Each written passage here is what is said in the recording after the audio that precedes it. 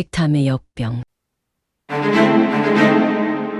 마을 사람들은 김덕삼을 김서방이라 불렀다. 김서방은 불만에 가득 찬 눈빛과 굽은 어깨, 늘 축 늘어진 입꼬리에는 가난에 대한 원망과 그것을 벗어나고자 하는 도끼서린 탐욕이 가득했기에 뒷골목에선 금서방이라 불리기도 했다. 흉년이 든 지 3년.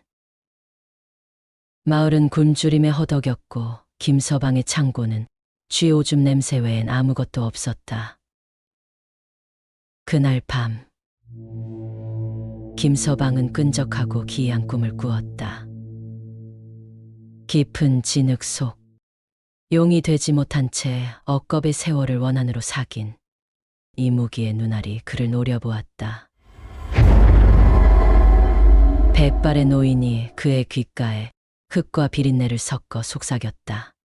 재물을 탐하는 자여, 오직 그 땅에 묻힌 검은 씨앗을 심어야 굶주림을 면하리라. 허나 그 씨앗은 영혼의 양식이니 육신의 굶주림을 채우려 들면 그 씨앗이 너를 먹으리라. 꿈에서 깨자마자 김서방은 심장이 뜯겨나갈 듯한 기시감에 시달렸다. 주변을 둘러보니 마당 한가운데 흙이 묻은 낡은 유기가 놓여 있었다. 유기 안에는 쪼글쪼글하고 윤기 없는 검은 담배 씨앗이 가득했다. 김서방은 그것이 꿈속 이무기가 말한 저주받은 재물임을 본능적으로 알았다. 그 땅은 다름 아닌 마을 뒤편 이무기의 묘라 불리는 금단의 땅이었다. 수백 년 동안 마을 사람들은 그 땅의 음습한 기운이 재앙을 부를까 두려워 발길조차 하지 않았다. 하지만 김서방의 눈에는 오직 황금빛 재물만이 아른거렸다. 그날 밤 그는 괭이를 들고 이무기의 묘로 향했다. 흙을 파헤칠 때마다 지독한 비린내와 썩은 내 그리고 곰팡이 냄새가 함께 치솟았다. 흙은 축축하고 미끄러웠다. 그가 씨앗을 심고 흙을 덮으려는 순간 흙 속에서 희미하게 차가운 비늘 같은 감촉이 손등을 스치고 지나갔다. 김서방은 소름이 끼쳤지만 탐욕이 공포를 짓눌렀다. 그는 그 위에 자신의 욕망을 토해내듯 침을 뱉고 돌아섰다. 씨앗은 놀라운 속도로 자랐다. 며칠 만에 돋아난 줄기는 푸르다 못해 검푸른 빛을 띠었고 곧 사람 주먹만한 기괴한 열매를 맺었다. 열매는 겉은 짙은 보랏빛으로 안은 끈적하고 역한 붉은 액체로 가득 차 있었다. 김서방은 이 열매를 말려 담배로 만들어 팔았다.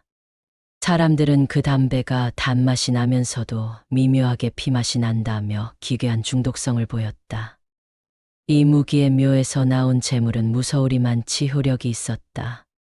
김서방의 집은 삽시간에 재물로 가득 찼고 그의 아내 박씨는 비단옷을 걸치며 노비, 장쇠를 비롯한 하인들에게 더욱 가혹하게 굴었다. 하지만 풍요는 곧 독이 되어 나타났다. 처음 이상 증세를 보인 것은 아내 박씨였다. 그녀는 밤마다 잠을 이루지 못하고 앓았다.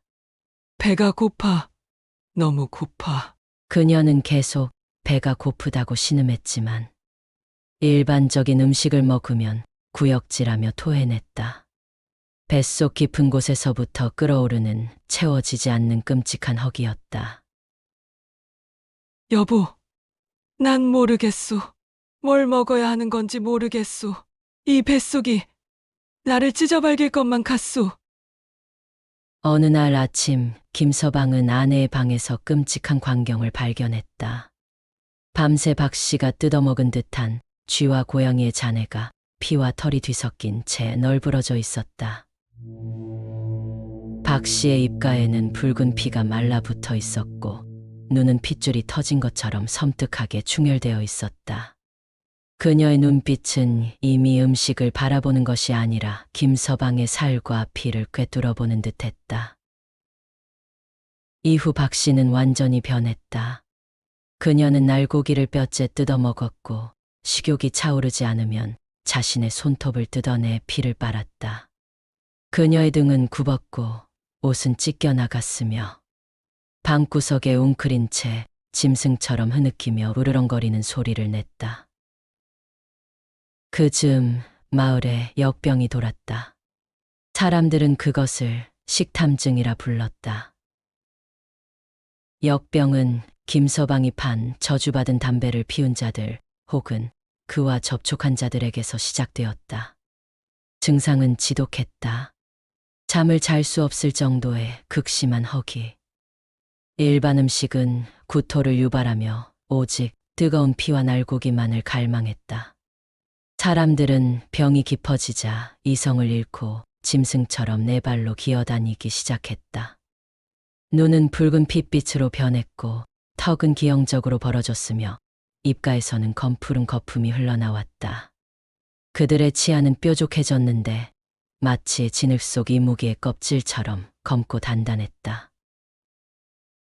마을은 삽시간에 지옥이 되었다. 처음에는 가축들이 사라졌다. 다음은 이웃집 아이들 그리고 노인들이었다.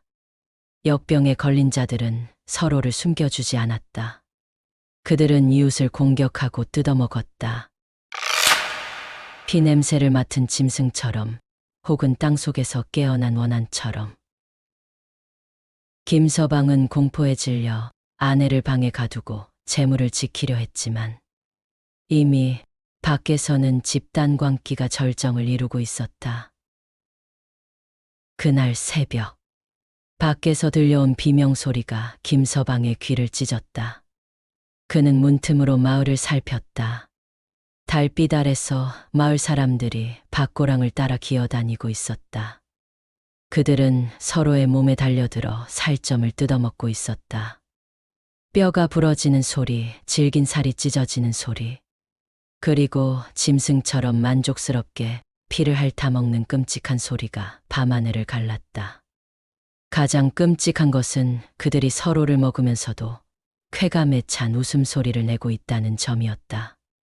그들의 눈은 모두 붉은 핏빛, 마치 김서방의 아내처럼, 혹은 꿈속에서 본 이무기처럼. 그때 김서방의 방문이 거세게 부서졌다. 가둬두었던 아내 박 씨였다. 그녀는 피와 흙이 뒤섞인 채 김서방을 향해 달려들었다. 그녀의 벌어진 입에서는 썩은 내와 비린내가 동시에 풍겼다. 내 탓이 아니야. 그 씨앗이 이무기의 도주를 가져왔어. 김서방은 울부짖으며 도끼를 휘둘렀지만 박 씨는 이미 인간의 힘이 아니었다. 그녀는 김서방의 팔뚝을 찢어 물어뜯었다. 살점이 뜯겨나가자마자 김서방의 몸에도 극심하고 미칠 듯한 허기가 밀려왔다. 피가 흐르는 팔뚝을 보면서 그는 본능적으로 그 피를 핥아먹고 싶은 충동을 느꼈다. 뼈와 살이 터져나가는 듯한 고통 속에서 김서방의 눈도 붉게 물들기 시작했다. 그의 머릿속에서 이무기가 속삭였다. 먹어라. 내 탐욕의 대가로 너는 영원히 배고플 것이다.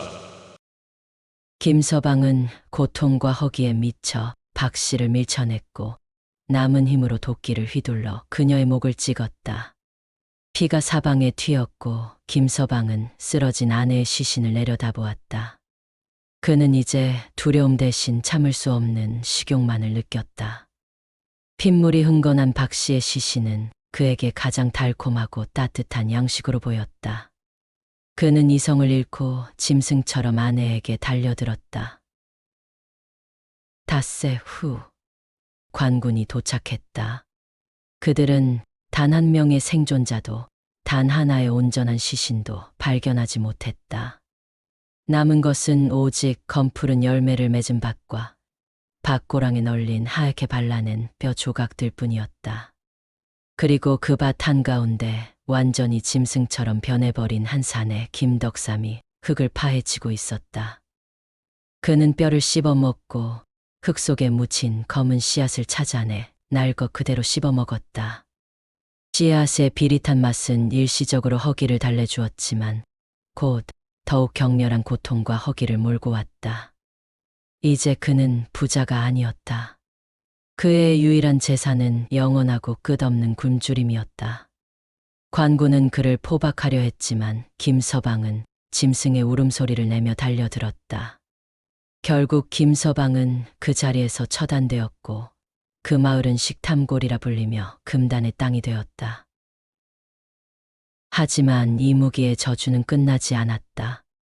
역병의 원인이 된 검은 씨앗은 땅 속에서 끊임없이 싹을 틔웠고 그 검푸른 열매는 지나가는 나그네의 눈에 세상에서 가장 달콤하고 탐스러운 열매로 보였다. 며칠 후 배가 몹시 고팠던 한 나그네가 밭고랑을 지나가다가 그는 기이할 정도로 탐스럽게 익은 검푸른 열매를 발견했다. 나그네는 잠시 망설였으나 뱃속의 허기가 모든 이성을 잠재웠다. 나그네가 그 열매를 입에 넣고 씹는 순간 그의 눈이 붉게 충혈되기 시작했다. 그리고 그의 뱃속에서 영원히 채워지지 않을 짐승의 굶주림이 울부짖기 시작했다. 그 소리는 이무기가 용이 되지 못해 흘린 피눈물처럼 저주받은 땅 위를 오래도록 맴돌았다. 영상 시청해 주셔서 정말 감사드립니다.